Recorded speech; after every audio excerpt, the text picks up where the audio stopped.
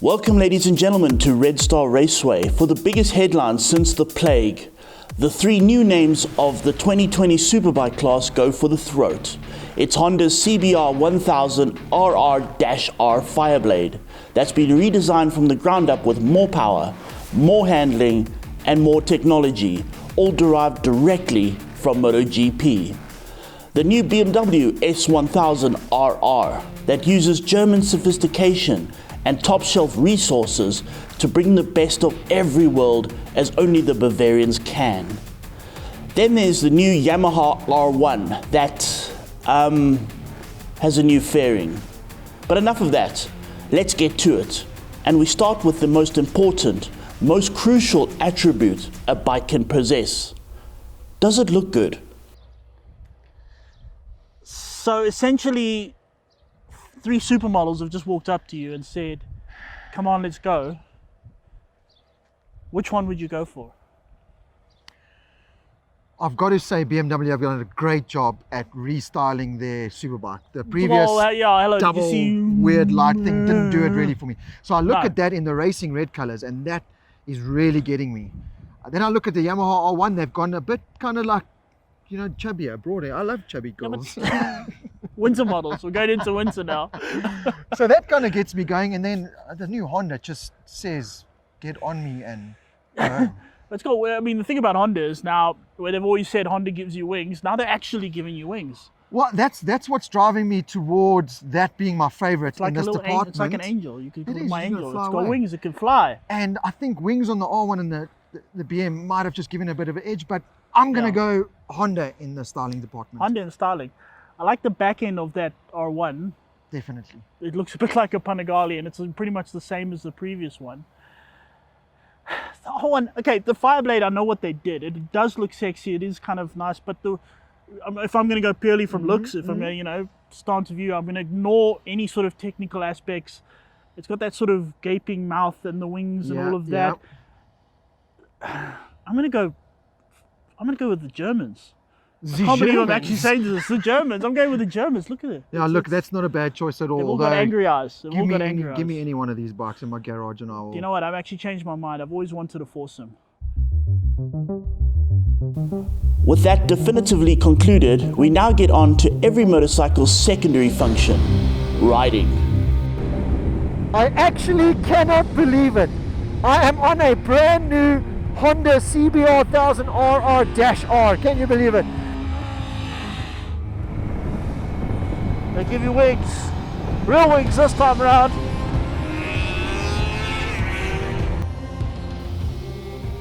Indeed, for 2020, Honda is not playing games. It's done away with their whole bike for the everyday man approach and seemingly built a road bike for Marquez, if Marquez wanted a road legal bike.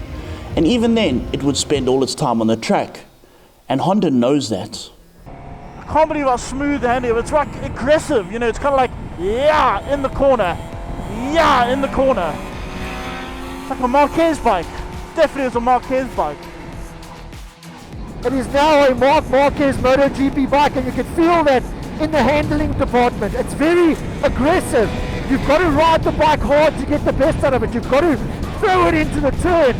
Marc Marquez style, jam that front end in and jam it out. If you try and do the Lorenzo wide swooping lines, it doesn't quite feel as good as just being rough with it. The only problem I'm having is that it feels like Marquez height. Now Marquez is tiny. He's honestly the shortest people you know. And so the foot pegs are so high up and I don't bend so good. So kind of fit on it. So yeah, I'm kind of locked into position here and I'm sort of struggling to move my feet to go tippy-toe to get into the corner, and then you kind of struggle to kind of move around. Now I realize this is not a problem everybody's going to have, but it's a problem for me, certainly. With the Honda being the rough Marquez machine, the Yamaha's gone the way of Valentino Rossi. Stay smooth and you will be rewarded. The handling of the R1 compared to the others is sort of weird. It doesn't turn in very easily, but once you're in the corner, it just holds the line so beautifully. So beautifully. It's wonderful.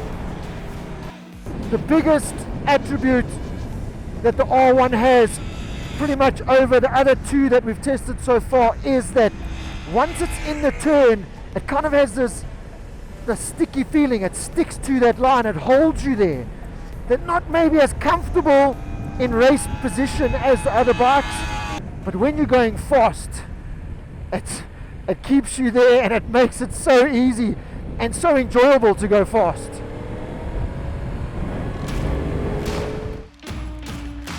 Previously, the BMW S1000RR was a tad on the heavy side, and by that we mean it could affect tides and cause havoc on smaller islands. For 2020, BMW sent its bike to Weight Watchers, and it is now 8 kilograms lighter than the Honda and a full 10 kilograms lighter than the R1. And you can certainly feel it.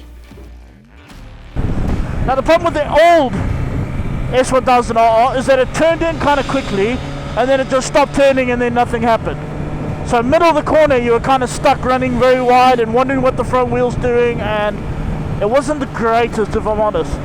That bike was legendary because it was fast, very technically advanced. The chassis, nah, not the best. This bike is very different. They made huge improvements. First of all, they've lost a bucket load of weight. Made it actually, I mean, last time they said, well, the usual story, yeah, it's a bit heavy, but mass centralization. And the thing is that everybody else also did mass centralization just like they did, but they did it with less weight, so the bike still felt heavy. This thing, especially on the initial turn-in, oh, it feels so good. And tipping into the corner, just think about tipping, oh, there we go. It's nothing. I mean, there's no input from my arms. I'm not pushing on the bars, I'm just thinking turn and whoop. I climbed straight onto the BMW S1000RR and felt comfortable from the word go. I sat exactly where I want to sit in the bike. My feet were on the pegs exactly where I want them to be. And my riding position, I barely have to move on the bike to get myself in and out of the corners. It was almost like it was made for me. It felt that good. It really does handle like an absolute gem compared to the previous generation S1000RR, which just felt so stubborn. All three motors are inline fours and therefore should be mostly similar, but this is not the case. Honda listened to Senor Marquez, who said it needs to make power, lots of it. And so we have a class-leading 217 horsepower. The only issue is how to find those horses. The motor works in a funny way. It's got this power band effect. There's not much happening at the bottom under 8,000 RPM. But when it gets past that, trust me, you've got to hold on with your arms, your legs, your rear end, your everything, because this thing will take you back to the future somehow. So through this corner, first gear. See. And then once the power kicks in, there is a lot of it. A lot of it.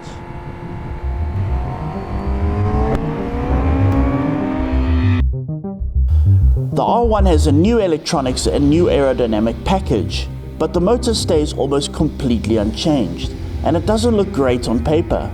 At 197 horsepower, it is 10 down on the BMW and a massive 20 down on the Honda. But Yamaha have another trick up its sleeve, that crossplane crank. When it comes to sound, the sound of a motorcycle, this is winning hands down. The other three, the Screamer sound, it's getting a bit old. We've had the Screamer sound since 1969. We've moved on. We need the V, we need the crossplane.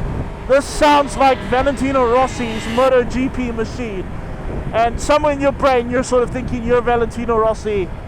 And that counts a lot. I don't really care what the rest of the performance is. I feel like Rossi. That means a lot. In terms of actual power, I'm not so sure, because the other two sort of explode, you know, your front wheel's jumping and you wrench back in the seat, and with this you never quite get that. I wonder, I think those horsepower figures might be kind of accurate. It's 10 down on the S1000, 20 down on the Fireblade. I think you can feel it. Although it is very easy to ride. At no point is it kind of, no point do I feel like a victim. It's not taking me victim. I'm just kind of so easy to ride. So brilliant. Sort of subtle.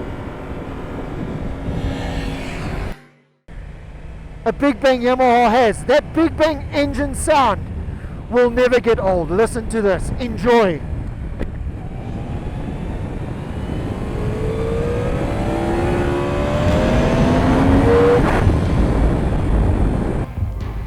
Where Honda spent its time concentrating on horsepower at any expense, and Yamaha thought about how the horsepower can best be used, BMW came across all German and said, let's just have both. If there's one thing BMW knows what to do, it's engines. This thing has everything. It has everything. It's bottom end, it's got top end, it's got all of it. It just all seems to be where do you want it. It's here, sir. Right over here. Woohoo! Open throttle. Go!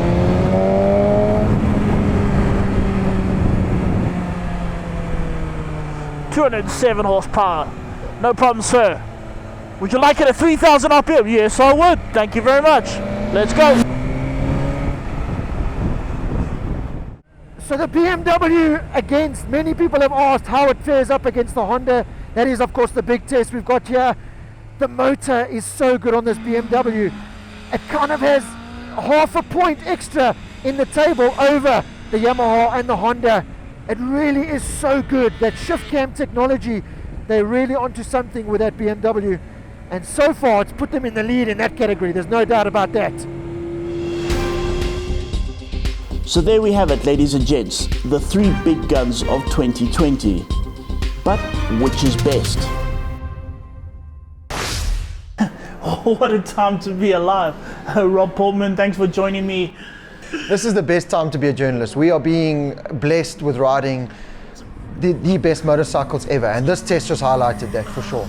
Okay, so now it's all great us discussing, but you know, the proof is in the pudding, and the pudding in this case is actual lap times. Now we set Mr. Portman over here, who... At 6 o'clock at night. Well, okay, I mean, yeah, at 6 o'clock at night, stop complaining. He's coming up with the racer excuses already. I mean, for crying out loud. After a long day. Now, first of all, we sent him out on the BMW S RR, and he did a lap time of 202.8.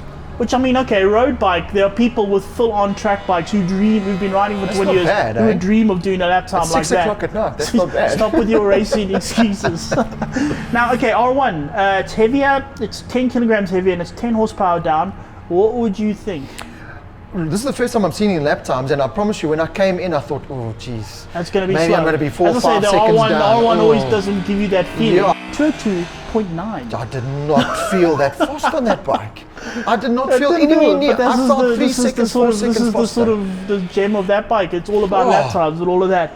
All right, and that of course gets us down to the last one, which is the Fireblade, Marquez inspired. 217 horsepower. Yeah. It felt good. It felt good. I don't think as fast as the BM, but not far off, I would say. Really? Okay, because you're right. Okay, 203.4. Okay, it is half a second. I mean, it's half a second slower than the R1, 0.6 slower.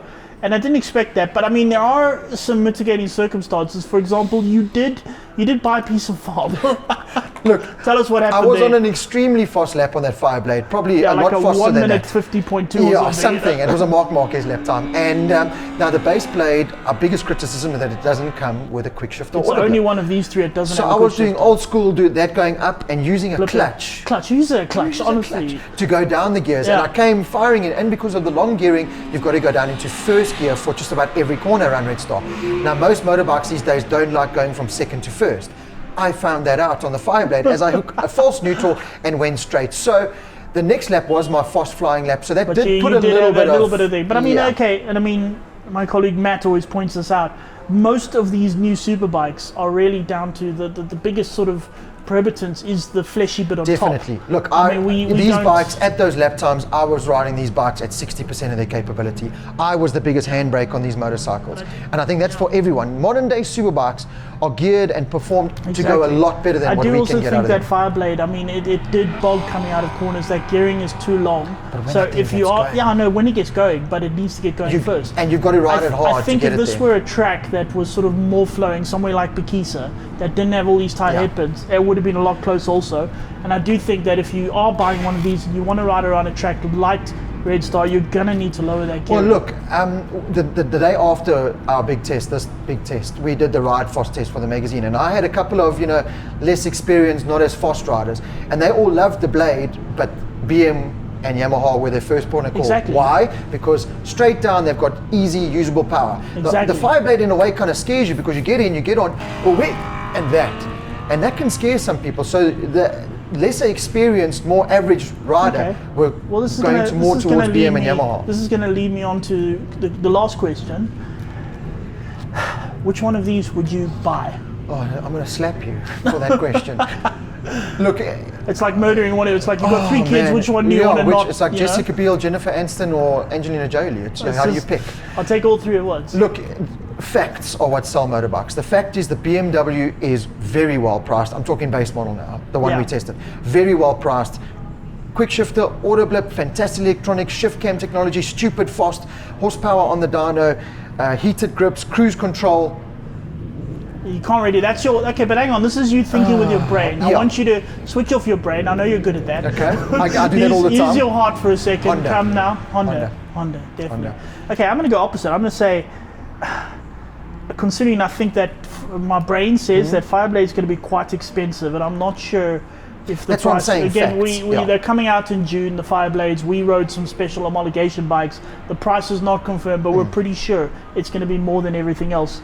And I'm not sure it's that much better than it, or I'm going to be, especially me because I don't fit on it, it's going to be that much, for me, it's going to be that much faster than the S1000 RR. So I'm kind of thinking, my brain is telling me if I were to race, I would take an S1000 RR. If I switched off my brain for a second and remember that I don't really race anymore and I go to the track just to have fun, and I mean, I'm at a stage where I really don't give a stuff what lap times I do, I'd want to pretend I'm Rossi. I would get on that R1. I think I'm kind of the opposite to you.